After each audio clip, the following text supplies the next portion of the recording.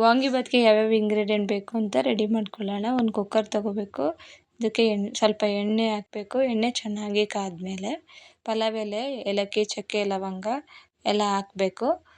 ಹಸಿಮೆಣ್ಸಿನ್ಕಾಯಿ, ಕರ್ಬೇವಿನ ಸೊಪ್ಪು, ಈರುಳ್ಳಿ ಎಲ್ಲ ಚೆನ್ನಾಗಿ ಹಾಕಿ ಫ್ರೈ ಮಾಡಬೇಕು. ಈರುಳ್ಳಿ ಚೆನ್ನಾಗಿ ಫ್ರೈ ಆದಮೇಲೆ ಇದಕ್ಕೆ ನೆನೆಸಿರೋಂಥ ಬಟಾಣಿಗಳನ್ನ ಹಾಕಬೇಕು. ಹಾಕಿ ಚೆನ್ನಾಗಿ ಫ್ರೈ ಮಾಡಬೇಕು. ಚೆನ್ನಾಗಿ ಫ್ರೈ ಆದಮೇಲೆ ಇದಕ್ಕೆ ಕಟ್ ಮಾಡಿರೋಂಥ ಟೊಮೆಟೊನೂ ಸಹ ಚೆನ್ನಾಗಿ ಫ್ರೈ ಆಗಬೇಕು. ಟೊಮೊಟೊ ಚೆನ್ನಾಗಿ ಫ್ರೈ ಆದಮೇಲೆ ಇದಕ್ಕೆ ಸ್ವಲ್ಪ ಕೊತ್ತಂಬರಿ ಸೊಪ್ಪು ಸೇರಿಸ್ಬೇಕು. ಕೊತ್ತಂಬರಿ ಸೊಪ್ಪು ಹಾಕಿ ಚೆನ್ನಾಗಿ ಫ್ರೈ ಆದಮೇಲೆ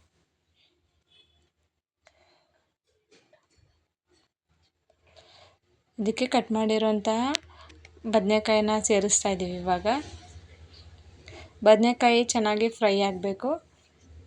ಚೆನ್ನಾಗಿ ಫ್ರೈ ಆದಮೇಲೆ ಇದಕ್ಕೆ ವಾಂಗಿಬಾತ್ ಪೌಡ್ರನ್ನ ಸೇರಿಸ್ಬೇಕು. ವಾಂಗಿಬಾತ್ ಪೌಡ್ರು ಚೆನ್ನಾಗಿ ಫ್ರೈ ಆದಮೇಲೆ ಇದಕ್ಕೆ ಸ್ವಲ್ಪ ಅರಿಶಿನ ಹಾಕಬೇಕು.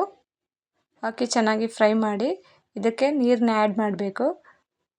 ನೀರು ಚೆನ್ನಾಗಿ ಕುದಿಬೇಕಾದ್ರೆ ಅಕ್ಕಿನ ಚೆನ್ನಾಗಿ ತೊಳೆದಿಟ್ಕೊಂಡಿರೋಂಥ ಅಕ್ಕಿನ ಹಾಕಬೇಕು.